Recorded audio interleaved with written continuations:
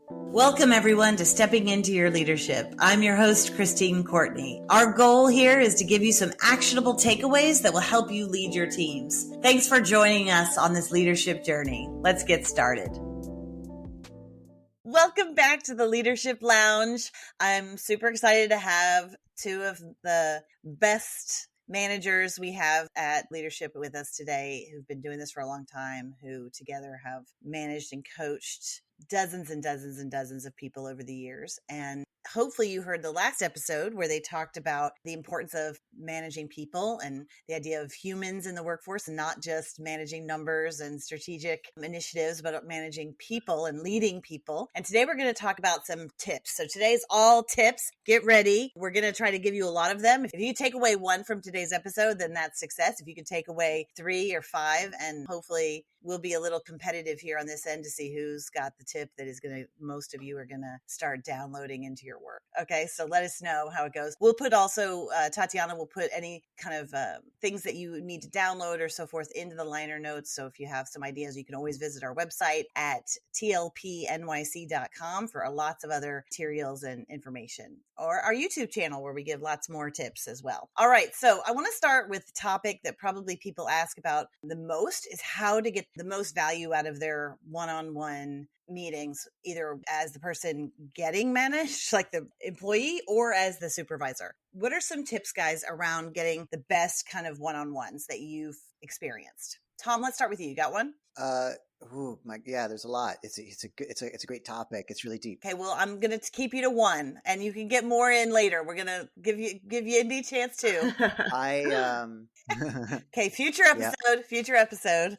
I'm writing it down. I guess one of my top elements of a one-on-one is making sure that they go first, and that you as the manager don't lead the conversation, but you allow them to lead. So they know the structure ahead of time. I always tell them the full structure, and they know that they're going to lead, and I don't ask them how they're doing, right? That could feel like I'm letting them lead by letting them talk about how they're doing. And I don't want to do that because now I'm leading the conversation, actually.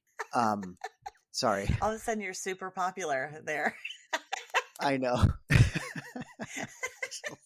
So yeah, that's one of those classic, family moments during a podcast. So anyway, it's having them lead. So the question, I always use the exact same prompt. And who is them, Tom? Who's them? Just to be clear. Them is my direct report. So it's a person that I manage directly in some capacity. And it's not always a full-time person. Depends on the type of job that they're doing. I'll have one-on-ones with people that aren't always my directs either. Like I might just have a project with them. Anyway, I always have the same prompt, which is what's up, because that then enables them to say whether or not what's up for them is about how they're feeling or about a particular status report that they're working on or whatever. It's the most open-ended one that I can think of. So that's my first tip, I guess, for one-on-ones is to have your prompt and to have it be as open-ended as possible so that you're not actually leading accidentally. It should be that they lead that beginning. Great. Okay. We got our first tip on the board. Yindy, you got one?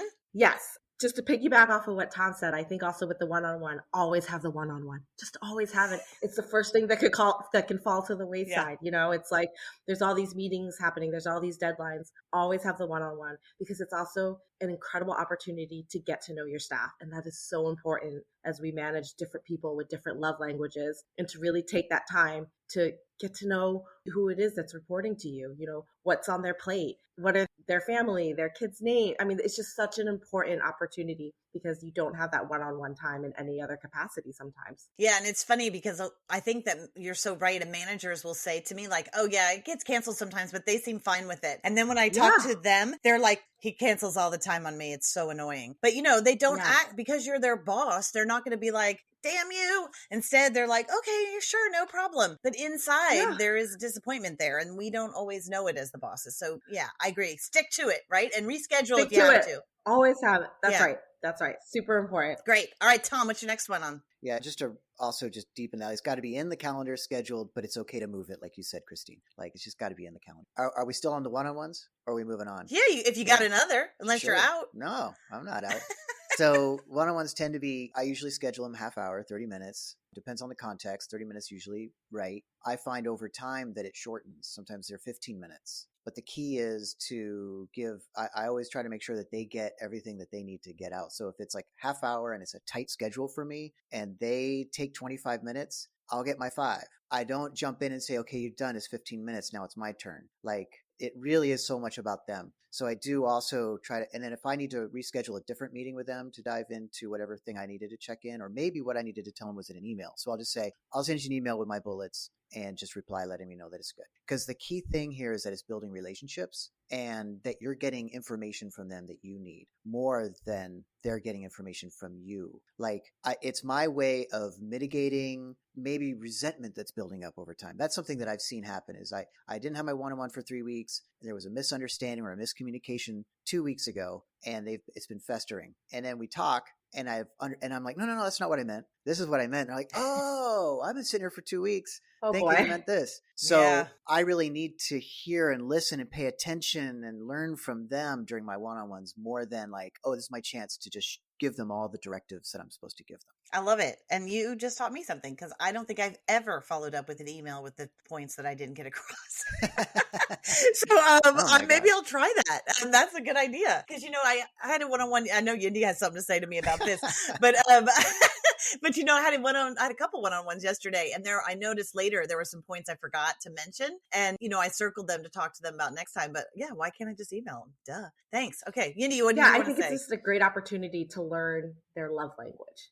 It's like you're having these one-on-ones that maybe the email is essential for some of the people that report to you. Maybe it's a different way to follow up, but it's just an incredible opportunity to really just understand the best communication possible between two people. And it's really in that one-on-one that you can figure that out together. I just want to shift it a little bit. And I also, a huge tip I have that also can happen in the one-on-one, but a little bit different topic, different lane, is to really have clear goals and to communicate them constantly. It's just, you can't just say it once at the beginning of the year and then circle back at the end of the fiscal year and be like, hey, did we hit these things? You got to give context throughout the year. These are why the big meetings take place, and you're always connecting to the bigger picture. So it feels like you're not, like, these goals aren't arbitrary, to always bring it back to the bigger picture. This is why we're doing it. And to make sure that you're circling back to it throughout the year is really what makes a team effective. That's interesting. Great. Because I do think one of the unseen or kind of like quiet threats that happens to any project or company, any operations that you have, is this mission creep. And you have so many competing constraints and everybody has their needs, and it's totally natural and human to know, like, these are my 5 goals, and that at the start of the fiscal year, and then the end of the year you realize, oh, my goals actually shift. My behavior was aligned with a different set of goals than the original goals that we set up. So now I'm having my performance review and realizing, oh my gosh, I went off track from those goals that we set up at the beginning of the year, because that's just where the current kind of pulls you in that direction. So having this awareness of, like, I always have to be kind of like fighting mission creep, and knowing it is like a riptide or a kind of current that's happening. How am I setting myself up, and what systems can I put in place to make sure that my team is consistently on track for the goals that we set up at the beginning of the year? And to Yindy's point, those are some methods to do that. It also helps because sometimes you just get stuck in the muck, right? The day-to-day things, but to understand that is actually contributing to a greater goal also helps continue to inspire and motivate your staff, because, there's so many days where you're like, oh, I'm doing this thing, and it's so mundane, but it really is contributing to the greater goal. And I think it's important that people can consistently make that connection with their work. Yeah, I had it in one of my one-on-ones yesterday. This is to the point of who starts, right? And also, like, being prepared. If you're the employee going in to meet with your direct report, what a joy it is when someone is really ready for that meeting, right? And this person came in yesterday. So she came in and she had a piece of paper, and it had different categories of things that her to do, like things that she wants to get done in a week, right? In different categories that are related to her goals, to your point, right? And then over in the right-hand column down, kind of linearly, she called them gets. So anything that she kind of had won, whether it was someone had accepted a proposal or whatever she had, was down there, right? And then she had an idea at the bottom for, like, notes or help, like things where she needed help. And what was great about it, and I'll get her to make a copy and I'll put it in the liner notes of the episode if anybody wants to see it. But she had it on a clipboard, a real clipboard, and she had multiple copies, and each week she had a new one, right? And she said it's what she does at the end of the week is she checks off, like, how many things has she done, and then she noticed that one pocket of her goals, let's say in this case it was like college outreach, was empty. And so it's Friday and she's like, okay, I got to do something related to this. And then she made sure that on her task list for the day, she did something related to that so she could fill it in, so that she knew that she was addressing all of these goals. goals. But also when we hit our one-on-one, she went right to that help column, after she showed me her form, that new form she was using. We went right to that help column, and I was able to go through and give her, kind of clear the path for some things that needed to get done. And then I also was able to say, hey, I think you're missing this aspect on your form. Can you figure out a way to add this in? And she was like, oh, great. Okay. And so it was really a robust one-on-one that stayed very focused, and yet she was leading. And she felt really good about that, and I felt great. Like, oh my God, this is wonderful. I can just kind of help support her in her mission to achieve the goals rather than me feel like I have to drive it all. I'm just kind of in the background while she's driving. So anyway, that was kind of fun. So I appreciated her being, the tip is to you figure out how you can be best prepared to go into your boss, no matter what level you are. If you run the company, you have a board of directors. Everybody's got somebody they're reporting to. And how do you lead that conversation? All right, so let's open it up now. Maybe there's other things. You can certainly give more tips on one-on-ones, but if you have other things related to how to lead or manage people more effectively that people can start to implement. Tom, what's another thing you have down? Well, this is similar to what you were saying in that it also can be integrated into those one-on-ones, but it doesn't have to be. It could be in any way. Or one thing I really rely on a lot, and I love for efficiency. So it's red, amber, green reports is my solution, having red, amber, green reports. The problem that it solves is that people, when you ask how they're doing on particular projects, you'll sometimes get 5 times the information that you actually need. And so while you really just need a brief, it's hard for people to understand how to give a brief because they're so in the weeds. And so something I found, it's not perfect, but it does help quite a bit to streamline. And I'll let you know some of the possible pitfalls of it. Is that red, amber, green? So red, amber, green is just code. Green means I'm on track and there's no threat. Like I don't see any reason why I won't be on track towards this goal. So if it's a certain some sales I'm supposed to get for the year, some total, I'll know whether or not I'm on track for that. I haven't achieved it yet, but I'm on track to achieving it. I'm green. I'm on track, no threat. It's also then amber, which is like orange basically, says I'm not on track to that goal, but I have a plan. And then I'll just tell my manager what the plan is. And so there's really no threat. Like I'm not on track currently, but there's no threat to me actually achieving the goal in the end. That's amber. And then red says I'm not on track and I don't really have a plan to be on track. Like there's an actual threat. Like I might not achieve that goal by the end of the year, by whatever point, whatever the deadline is. And then blue is another one, which is just means it's done. Like it's actually achieved, but that's cool. I've never heard blue before. Yeah, blue just says complete. So if they've achieved the goal, then it's blue. Then it's like we can move on. But, now it's on to the next project. So the cool thing about this is I could say to someone, hey, what's our status with X? And they'll say, I'm green. And I might say, tell me a little bit about it. And then they'll tell me a little bit about it. Because it's self-reporting. That's the problem. Sometimes people self-report green when it's actually amber. So I want to hear a little bit of detail. But if I just told them, hey, tell me about the project, they're going to give me all this information. All I really want to know is, are you on track? So green says on track, no threat. Amber, I'll just ask, my step then is to say, what's your plan? I don't tell them what they need to do. I ask, what's your plan to get on track? They tell me their plan, and I either approve or I make suggestions on the plan. Like I might want to change the plan a little bit or give suggestions, or I say, that's a good plan. Tell me how it goes next week. Our deadline to be on track will be in 2 weeks. Then we'll be on track. And if we're not, we'll check it. Red, then basically that means they need to be involved in the creation of the plan. Or maybe they need additional resources of some sort, some kind of course correction generally to be on track. So the thing is that one of the challenges, and I'll try to make this as brief as possible, the risk that people have with red, amber, green is that they'll say, oh, yay, we're green. That reward tends to make people want to say green so that their manager's happy. And if they say they're red and you're like, oh, you give them some sort of like they feel shame or bad about being red, they're going to not want to say red. So I try to be as neutral as possible about the information because it's just information. I'm grateful for the information and I try to help them. And I always try to be a real positive framing about all of it, not coddling or not facing reality, but that there's no shame in being red. It's just a status and we're going to, okay, cool. So these are our next steps. Like I have to lead well after that. If I'm punishing in any way for red, they're going to avoid saying it. Then I won't know the actual status because it is self-reporting. So it's important for my behavior will actually impact the way that they report. But anyway, the red, amber, green, then I find in my one-on-ones, I'll just say, what's your status on this? Or like green, what's your status on this? Amber, cool. What's your plan? Da, da, da. Like it really helps my communications to be quick. And then I will also keep in mind, I have to also double check. I have to verify.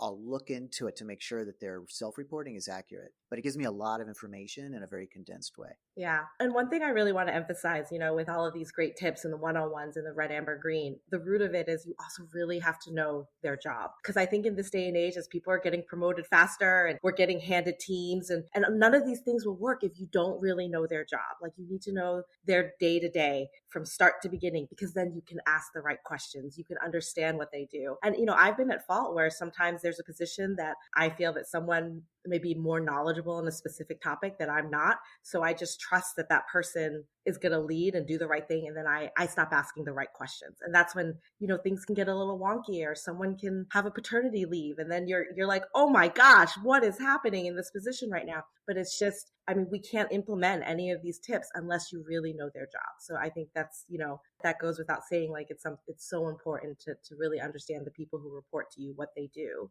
day to day, and to understand it so you can ask the right questions and make sure that the one-on-ones are effective and the red, amber, greens are the correct, that the flow is, that you're getting the information that you need for everyone to succeed. Interesting. So sometimes people are self-reporting maybe higher or lower, and you find out maybe too late if you're not checking every once in a while, right? You must get to the point with some people where you have trust built up where you don't have to do that anymore. Oh yeah, right? That's glorious. Yeah, it's a good feeling. Yeah, okay.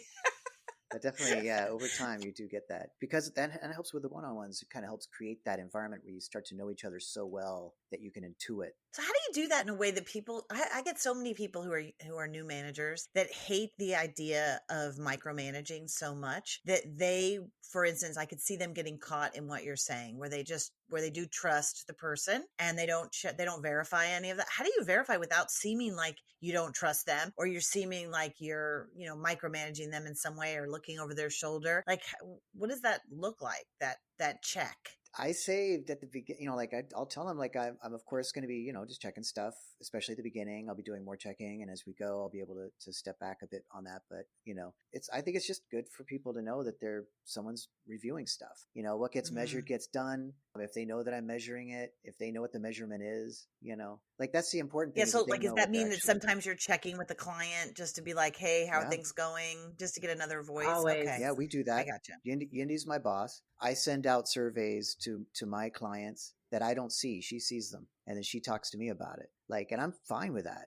It's not a threat to me, but it's not a threat to me because I know Yindy's going to handle it fairly. If I get a client that says that they're unhappy, she's not going to make me feel terrible about it. She's going to tell me and then ask me what my plan is, and we'll work on it together. And then I'll go and act on that plan, and it's a team. So I don't feel like I'm alone out there. The fact that I know that she's got my back, and part of having my back is letting me know when I'm not doing well. The way that she responds when I'm not doing well, though, is the key. Like, if she were to come down on me, it's not a gotcha moment. Yeah, it doesn't feel like some people manage in a way because they were raised a certain way by their parents. Even they might have the same kind of response that a parent would to a child as a manager, and that creates real resentment. Yeah, it's like, I'm not your child here. Don't talk to me like that. You have to always show respect, treat the person like an adult, but also let them know, like, you're off track here, and so let's get you on track. Yeah. Yes, it's not like I caught you and here we go, but like, hey, we may have a difference of opinion because you think this is green and I think this is, like, my instinct and my experience tells me that this may be a little more off track than you realize, right? Like, giving them the benefit of the doubt that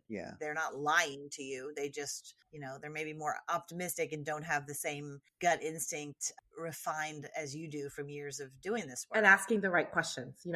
Again, it goes back to knowing what to ask, because, I think Tom and I have a really strong understanding of what everybody does. We've done them. I think at some point in our career here. So it's asking the right questions, and it's coming from a place of openness, in that you didn't do this on purpose.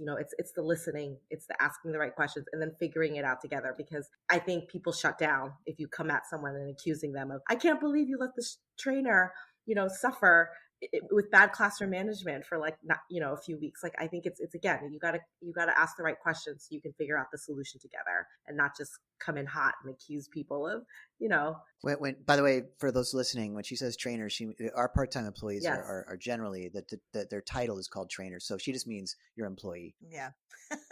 Okay, great. What's another one? Okay, so I'm always kind of going like, you want to throw one out, Yindy? No, go ahead. I know we're doing this ping pong or tennis match here, so I Yeah. guess it's mine, right? So, okay, years ago, I was listening to Esther Perel. She has a podcast where she does coaching for couples. And so she's giving advice to couples live, or not live, but, in a podcast format. It's really good. And I remember her giving advice to a couple where it was a male and female and husband and wife. And I think the wife said something that made the husband defensive. And then he started to explain himself. And Esther Perel stopped him and said, "You don't need to defend your position right now. Tell her what she said and what she meant by what she said." And so he stopped for a second and then he reflected and he said back to her what he thought she meant by what she said. And then when he was done, she said, "Yes." And that was all that needed to happen. She needed to be heard, And so that was a revelation for me in terms of like the way I manage my, relationships outside of work, manage my relationships outside, the way that I sort of have my relationships outside of work. But also I took it to work right away. So then I thought the next time someone makes me feel defensive, I'm going to try this. And one of my directs had a complaint about my management and in my one-on-one, and they were telling me about it. There's reasons behind the things that I was doing that they were missing. They were, in my opinion, they were understanding my motivations different than what motivations were. And my instinct was to defend myself and explain the reason behind the thing. Because there's a bigger context that people don't always see for why you do something as a manager. And then they might feel like frustrated about it. And so rather than then defending myself and it can become a back and forth, I stopped and I chose the Esther Perel method, which is just basically, it's not new, but it was new to me then. And I said, well, let me make sure that I understand. And I said back to him, and exactly, I said, am I right? And he goes, yeah. It was exactly the same thing. He's like, yeah. And it was clear, like he just wanted to be heard. It didn't matter what my motivating me or whatever. And then we just moved on. So that is now a tool that I use all the time. Is like when I feel defensive, I identify the feeling of feeling defensive and I stop and I say, I'm going to say back to you what I think I understand just to make sure that I get it right. And I say it back, and then 50% of the time, that's all that needed to happen. And then the other percent of the time, we at least have clarity and we understand each other. And then now, because I think most arguments happen because people are arguing against what's called, I guess, a straw man. Like it's the thing that it's not actually their position that you're arguing against. And they're arguing against the thing that's not actually your position, and you're just arguing. So it's like important to say it back so that they know, so that you have clarity about their position. And I know as part of management is everything we've been kind of discussing is when everything's going pretty well. But usually leadership, and we've talked about this before, it's not usually that much fun. It's often kind of a struggle and hard. And so I need to have those things in place for me to manage when it's actually challenging me and hard. And it's I'm feeling a certain way. So that for me is a really good trigger for me to then show that I'm hearing them, I guess. And then I actually know that my next words will be related to their actual position. Yeah. It also forces you to have the tough conversations in real time, which is, you have to have them in real time. It's just less relevant, or they'll add up, and then you're unpacking, weeks of things that went wrong. But to Tom's point, is having these tactics will enable you to do that, because I think it's a really important way to manage people. Is you have to have them in real time. You can't wait. Don't wait. Do it in the one-on-one. It all goes together. Have the one-on-one, have the tough conversation, and do it in a timely fashion in order for it to be effective. I did a workshop yesterday where I was a participant, so I was a learner, and it was on listening. And I thought, oh, okay, I got that. I understand this. But what was so interesting to see is a group of CEOs doing like basic listening exercises that honestly, we have a big school program in schools, and we do the same thing with, third graders. And so here we are with a bunch of CEOs doing the same kinds of active listening exercises. And it was so interesting because one of the things that we now take for granted, and this is all of us, is that we have these things in our hands or in our pockets all the time, which is our cell phones, right? And we don't even realize, or on our wrists, how much we are interrupted, or our relationship is somehow stalled, or our listening is compromised because of them. And one thing, we were doing this exercise, but what everybody had a hard time with was putting that phone away for that conversation. Even those 10, 15-minute exercises on listening to, okay, you're going to tell me about your day, and I'm going to try to actively listen and not, that phone was there. Like, and people look at it without even thinking about it. And how often, and I know I do this both at home and at work. Sometimes I'll be in one-on-ones, let's say all day, because Monday have them back to back for a lot of it. Well, the thought of not having my phone to see if there's some emergency out there. But what happens is, and the facilitator demonstrated this really well. If I have that phone up looking at me, blinking when anything happens, and let's face it, they're mostly not emergencies, I am sending a subliminal signal to that person that they are not as important as whatever is happening on this phone or who's connected to that phone. And the same thing happens at home. So even though my kids are older now and they're not young and isn't impressionable, if I am sitting there and not far from the dinner table is that phone, or it's in my pocket, or my watch is constantly vibrating, like what is happening that is taking me away from being fully present to that person and letting them know that I value them, I want to be there, and that they're important to me. And that creates a very different feeling than having that phone clenched in your hand or on the desk at all, and she even went a step further and said, we often go into meetings with our phones. We just do. So don't try to hide it, right? Just say, I'm turning off my phone, or I'm putting it over here because I want to hear what you have to say, so that you're actually calling attention to the fact that you're putting your phone away, because it's also teaching them to do the same thing for others. And that was a good lesson for me, because I thought, okay, I'm going to try to do that even right when we're filming this episode. It's Friday. And I'm going to try, when I get done with work today and I go have dinner with my husband, I'm going to try to say, you know what, I'm putting my phone away. I'm going to pay attention to what conversation that we're going to have. And I think he's going to be like, oh, okay. But, because I notice it when he has it, and we both have it all the time. So anyway, I think a lot of young people too don't even realize when they're looking at their phones. Well, they say it even makes a difference to have it face down at the table. Like, how many people are sitting at a coffee bar or at the bar or at a restaurant and their phones are face down on the table? Like, it makes a difference to just have it out of sight, out of mind. Like it out of sight, because you turn that over. If it's sitting there, you turn it over. I do. But for the other person, it also it sends a different message. It's like there's no device in sight. It's just me and you, and there are no interruptions, and it changes the dynamic, I think, especially, I've been reading a lot about this with kids. It's if they see that my phone is on the table, they know that my attention is always going to be divided. So I actually try to not have my phone in the one-on-one, or to keep it in my pocket. So it's not even in a place where you can see it. So I'm not tempted, because it is. Yeah. It's so tempting. I know. And sometimes you have real emergencies where you can say, listen, I'm going to keep this here because this is emergency. But you're still telling them whatever you have to say is not as important as this emergency. And that might be fine sometimes, right? But you can't do it every meeting. Right.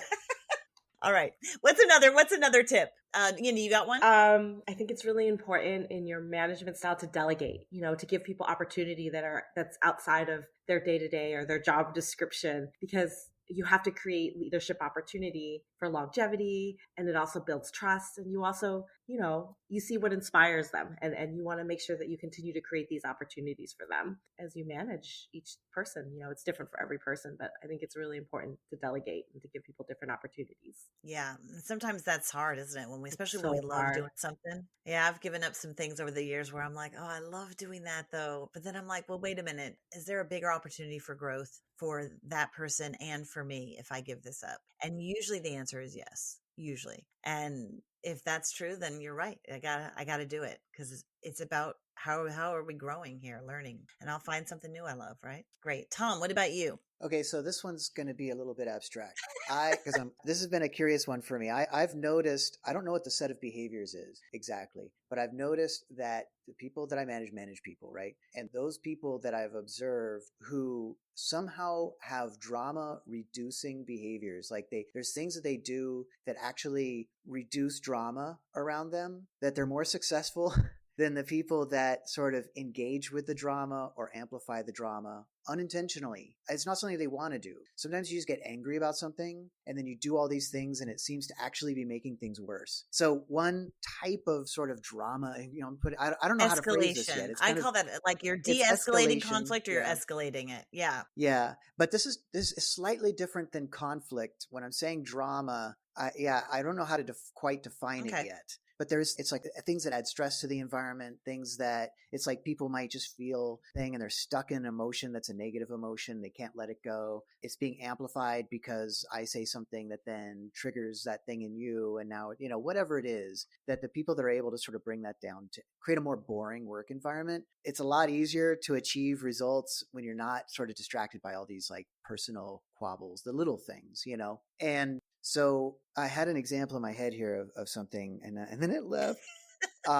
But You know what we're gonna do? We're gonna do something else, and you'll yeah, think of it then, and you just yeah, pop there in you when go. you've got it. Okay, we all know this feeling, Guilty. Tom. You're not alone. We know this feeling. We'll Dip, save dip, you for a dip. minute.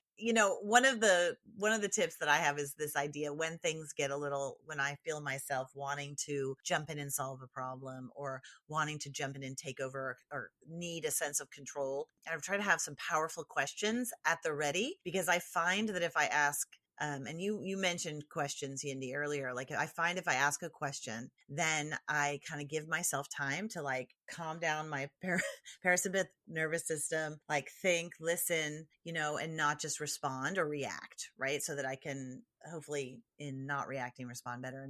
And this doesn't have to be something bad, but so I have a couple of questions or prompts that I always use. The first one is tell me more. So I have that one pretty much memorized. So if someone's telling me a problem, instead of jumping to how to solve it for them, which I really want to do sometimes, and it drives Yindy crazy when I do it, is I try, and I don't always succeed, but I try to be like, okay, interesting, tell me more, and get her or whoever it is I'm talking to just keep talking about it. And usually the person will find their own solution to it, like will, in the process of talking about it, comes up with what they should do anyway, right? Another good one to start with, sometimes I love this question, is if you're starting a new project or something, to say, what would great look like? So if you're goal setting, okay, what would a great year look like? What would a great outcome look like? And have them just talk about that, because then that really sets that initiative. The other thing is if someone's really struggling with, should I do this or should I do this? I had a coach once who said this to me all the time, and I even have it up behind my computer. And he would say always, and it would just cut through all my minutia of discussion that I was having in my ping-ponging in my head. He would say, Christine, where is the opportunity for growth? And that is where you should lean. Where is the opportunity for growth? If I was worried, do I spend money on this?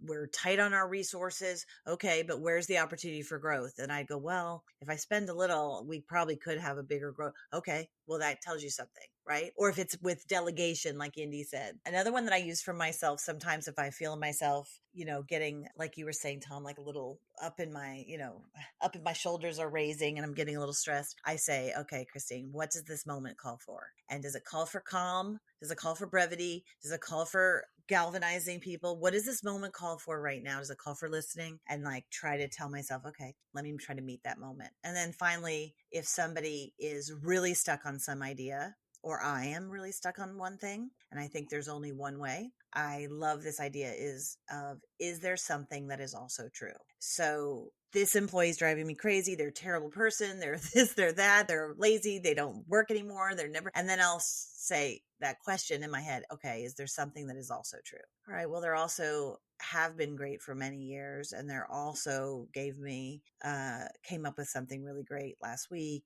and they're also sick right now, and and then I start to really come down to a place of like, okay, it's not just one way or another. So anyway, those 5 questions: tell me more, what would great look like, where's the opportunity for growth, what does this moment call for, and is there something that's also true? I say over and over and over again in various parts of my life at some point. And I think it's good to come up with what are your questions and have them kind of ready, because to what Yindy said earlier is you want to have discussions in the moment as real time as possible, but you have to be ready. Your instrument cannot be stressed out and tight. So you need to have some of these little life hacks that help you bring yourself down to a place where you can be your best self, so you can bring out the best in them. Because what is leadership if not that, right? All right, Tom, did you think of it? I did. Okay, So I knew you would. you could scrap almost everything that I said as my preamble to it, probably.